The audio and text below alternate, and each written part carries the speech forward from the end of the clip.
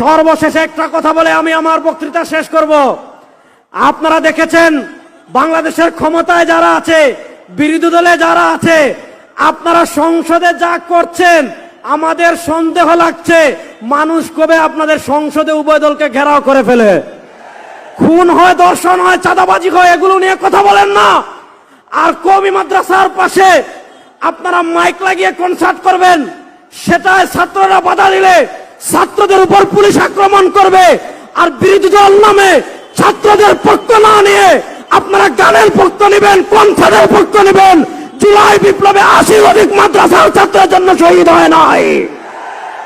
ইনশাআল্লাহ আফগানিস্তান থেকে পতাকা উড়া শুরু হয়েছে, এই বাংলাদেশে ইনশাআল্লাহ আফগানিস্তানে যদি কালো পাগড়িওয়ালারা শরিয়া বিজয় করতে পারে, বাংলাদেশের সবুজ পাগড়িওয়ালারা শরিয়া বিজয় করবে ইনশাআল্লাহ। আসসালামু আলাইকুম ওয়া রাহমাতুল্লাহ।